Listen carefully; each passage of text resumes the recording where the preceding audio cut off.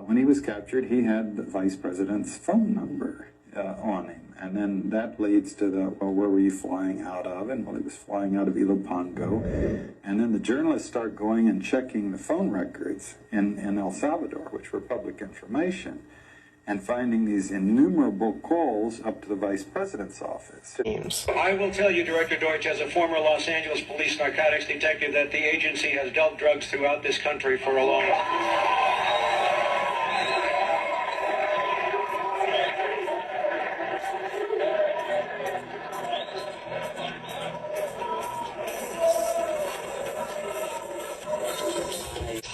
Last year, a spokesman for the Chihuahua state government in Mexico told Al Jazeera the U.S. government does not fight drug traffickers, but merely manages the drug trade. His comment came after the Fast and Furious scandal, where the Bureau of Alcohol, Tobacco, and Firearms provided Mexican drug gangs with 1,700 guns, including the AK-47 used in 2010 to kill Brian Terry, an American Customs and Border Protection agent. The federal agency is now retaliating by firing the agent who blew the whistle on the mission that allowed thousands of guns to get into the hands of Mexican drug lords. That's known as Fast and Furious. Investigation of Operation Fast and Furious. The badge was being taken away, and your gun was taken away as well, correct?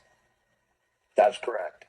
This light green right here, that is the territory of the Sinaloa cartel. Look, if you want to understand Mexico's drug war, then you have to understand how the Sinaloa cartel works. A man by the name of Joaquin Guzman, also known as Chapo Guzman, is the head of this cartel. Was to create one super cartel by wiping out all of the competition. It has been long believed in Mexico that Joaquin Chapo Guzman got a lot of help. And that is the war that has been fought in Mexico heavily since 2006. So back to the Fast and Furious allegations here. The man making those claims, again, Zambata Nebla, is a close associate of Chapo Guzman and the Sinaloa cartel's logistics coordinator. Zambata Nebla claims that under a divide-and-conquer strategy, the U.S. helped finance and arm the Sinaloa cartel through Operation Fast and Furious in exchange for information that allowed the DEA, U.S. Immigration and Customs Enforcement, ICE, and other federal agencies to take down rival drug cartels. The Sinaloa cartel was allegedly permitted to traffic massive amounts of drugs across the U.S. from 2004 to 2009. During both Fast and Furious and the Bush-era gun-running operations, as long as the intel kept coming on, were given carte blanche to continue smuggling tons of illicit drugs into Chicago and the rest of the United States. They were also protected by the United States government from arrest and prosecution. About 1 million fentanyl-laced pills were seized during a raid near Los Angeles. They were taken from the home of someone's home linked to Mexican traffickers. The pills have an estimated value of at least $15 million. I apologize. You're really nice to do this. We've had so many calls about this, is why we asked you to do it. Well, I'm happy to talk about it. I actually heard you on a radio station when I was in Detroit a couple weeks ago for about an hour talking about this. This is what it's all about. It's the San Jose Mercury News, and here's a front page piece in August the 18th, and it's the first of a three-part series. Tell us, in a couple minutes, what this is about. It's about a drug ring that operated in San Francisco and Los Angeles in the mid '80s, and it was connected to a Nicaraguan anti-communist army called the FDN, which was one of the biggest groups that we know as the Contras. And it was selling cocaine in Los Angeles for the most part, but in other areas of the country as well, to the gangs, to the Crips and Bloods down in South Central Los Angeles. And they were taking the money and using some of it, I don't know how much, we haven't figured that out yet, to buy weapons for the Contras. And I know it sounds crazy. I know it sounds like the wildest conspiracy theories, which is why all our supporting documentation for the thing is posted on the internet. If anybody's interested, I can give you the internet address a little later on. Yeah, we've got from the Mercury News here, a big chart that you put together from the Sunday story. Did you write all this, by the way? Yes, I did. This is a chart that shows how the money left down around Colombia. And can you give us a little bit of this scenario on how these I'm not looking at a television right now, but is that the pipeline chart? It is. Yeah. Those were the various smuggling routes that the ring used starting in the late 70s up to the early 90s. And why? Because he says the CIA used him as a pawn to sell drugs to help fund the secret war in Nicaragua. Take a look at this tape. If it was good for them to sell drugs, then it should have been good for me to sell drugs. The money from the drugs went to buy guns for the Contras. Ricky Ross was selling cocaine to the point of making $3 to $4 million a day. He sold so much cocaine, it hurt his fingers to count the money. Allegations of the U.S. government's involvement in the drug trade have often been labeled conspiracy theories, despite being reported by award-winning journalists and academics who investigated the claims, as well as former DEA, CIA, military, and police who witnessed, oversaw, or took part in the crimes. Today, you're going to meet several people who were former employees of our United States government. CIA know the drugs were coming into the United States of America and help it get here? The answer to the question is yes. Absolutely. Does the CIA do this on a regular basis? The answer to the question is Absolutely. The CIA is the kingpin, the Don. So you're saying that the CIA is the kingpin of the head of the United States Mafia? I've put thousands of people in jail. Thousands. DEA gave a British writer once a figure of 3,000. It was a lot more than that. I've never failed in putting a case before court. Conspiracy cases, undercover cases. I've never lost a case. The government's ability and willingness to spy on people globally was similarly considered a conspiracy theory, until Edward Snowden recently disclosed this violation to the world. Also, like current whistleblowers, including Snowden and Bradley Manning, who are humiliated by the press and, in Manning's case, tortured in a U.S. prison, called conspiracy theory has been discussed and documented for decades, yet the phony drug war persists. In 1993, Robert Bonner, former head of the DEA, told CBS News the CIA imports drugs into the United States. The head of the DEA at the time, Robert Bonner, said that a ton of pure cocaine worth hundreds of millions of dollars had been smuggled into the United States. Let me understand what you're saying. A ton of cocaine was smuggled into the United States of America by the Venezuelan National Guard? Well, in cooperation with the CIA? That's exactly what appears to have happened. As a response to Bonner's admission, Frederick Hitz, the CIA's Inspector General, told a congressional committee that the CIA has a history of working with drug dealers' activities.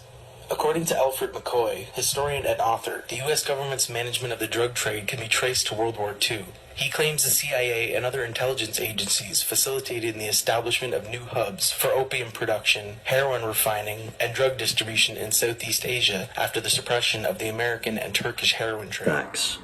On December 10, 2004, journalist Gary Webb was found dead with 2 gunshot wounds to his head in Carmichael, California. The coroner ruled it a suicide, and his claims were exaggerated. Yet conspiracy theorists believe Gary Webb was murdered because his story was not only true, but the beginning of an international scandal.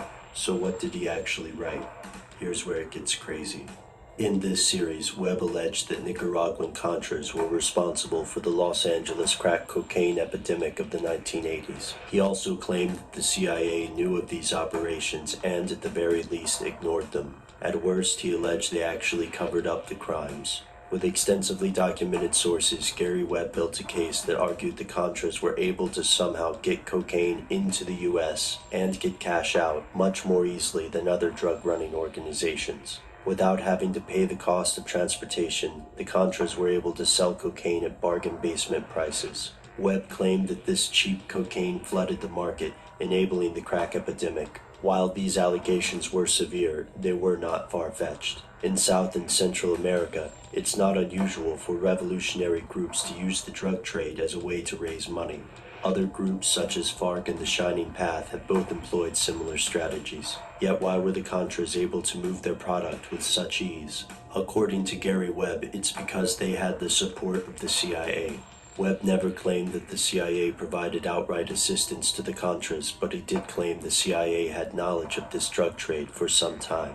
Why on earth would an agency of the U.S. government allow criminals to bring drugs into the country? To Webb, it was a matter of realpolitik. The money the Contras generated from the drug trade allowed them to wage war in Nicaragua, attempting to overthrow the leftist Sandinista government. Supporting the Contra army was so important that the CIA also prevented the Department of Justice and the DEA from prosecuting several known Contra smugglers. The Reagan administration had already established a precedent for this behavior by tolerating drug trafficking, as long as the trafficking benefited the Contras. Additionally, later CIA investigations partially vindicated Webb's findings. It seemed that Gary Webb was professionally redeemed. So why do conspiracy buffs think he was murdered? According to conspiracy theorists like Alex Jones, Webb was assassinated to prevent the publication of a second book, one with even more evidence of criminal activity by the CIA. Some of Webb's acquaintances say that he told them if he was found dead, it would not be a case of suicide. The conspiracy world is rife with questions regarding this death, including debates about the ability to deliver 2 self-inflicted gunshots. This becomes a conspiracy within a conspiracy. To the mainstream, Gary Webb committed suicide because he was blackballed for speaking truth to power. In 2004, the Sinaloa cartel was found to be laundering money through one of the U.S.'s largest banks, Wachovia, which is now part of Wells Fargo. In 2010, the bank settled in court, paying $110 million in forfeiture for allowing transactions connected to drug smuggling and $50 million for failing to monitor funds used to traffic 22 tons of cocaine. More importantly, Wachovia failed to apply proper anti-laundering regulations to $378.4 billion transferred to Mexican accounts. In the end, the total fine was less than 2% of the bank's $12.3 billion profits in 2009. Drug smugglers in Mexico City wired $300,000 from a currency exchange to a Wachovia branch in Miami. Then they wired money from that branch to a Bank of America branch in Oklahoma City. The money was used to buy a DC-9, which then flew from St. Petersburg, Florida, to Caracas. The plane then transported 5.7 tons of cocaine, valued at about $100 million, to Mexico. There, the crew was arrested. Wachovia has admitted it didn't do enough to spot illicit funds while handling $378 billion from Mexican currency exchange firms over a 3-year period. Wells Fargo, Wachovia's new owner. Wells Fargo stock increased 1% on the week of the court settlement. He said it was in the paper the other day, an estimate that 1 out of $4 in the banking community in Miami was drug money.